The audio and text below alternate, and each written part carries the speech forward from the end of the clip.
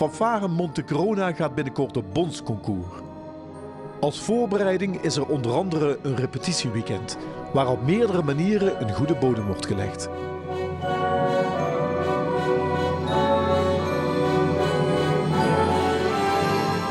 De spanning die wordt opgebouwd weer naar de 10 november toe. En dan wordt natuurlijk we beginnen altijd rustig met die stukken in te studeren. En nu beginnen we een beetje in de fase te komen dat de stroomverstelling komt. Dus we hebben vandaag de repetitiedag gehad. Dan zien ze dat langzaamaan de puzzelstukjes in elkaar beginnen te vallen. En dat mensen ook erg gewoon voelen wat er moet gaan komen op 10 november. En dan is het natuurlijk de kunst om in die 6 weken die we nou nog hebben, om dan echt de eindsprint in te gaan zetten. Om te zorgen dat al die dingetjes die precies in elkaar moeten gaan vallen, dat ook echt gaat gebeuren. Mijn doel is om die vereniging eigenlijk nog dichter bij elkaar te brengen.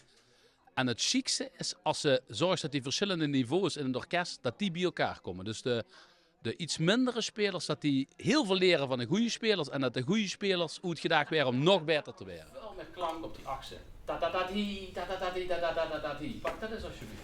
Trombones. 2 en 3 en 1. En nu moet het meer naar elkaar toe komen. Het moet echt hier 3 en 1. Dat is beter. Goed gedaan. Goed zo. Maar nu is het voor mij de taak om te kijken van wie kan ik de energie erin haaien en wie kan het zin dat we dadelijk... Wie kreeg hier zo ver dat 10 november de absolute piekmoment is. We zijn vorig jaar naar open podium geweest en dat wordt hartstikke chic. En dan is het aanvullen, kijk wie de club zo 10 jaar binnen of 8 jaar of 6 jaar ben, dan weet ik precies aan wanneer dat piekmoment komt. Maar bij haar is het nu voor mij ook best spannend.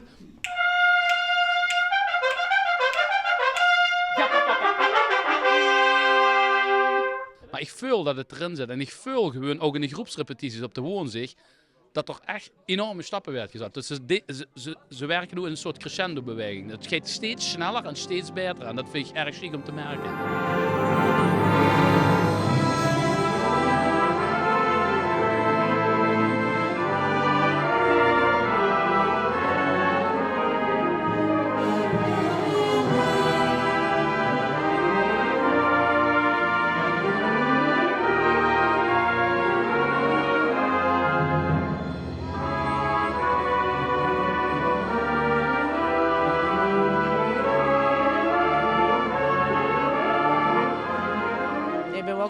De piep is leeg, ja. De piep is leeg, want? Ja, de beste Judith bezig. En dan op een gegeven moment merk je het wel aan die lippen dat ze echt denkt, ja, nou kan ik eigenlijk niet meer. En morgen nog een dag, dus nou is wel tijd voor ontspanning eigenlijk. Ja, we zien wel een club waar toch wel prestatiedrang is een beetje een groot woord, maar we willen wel door goed zitten. Het is een relatief talentvolle club.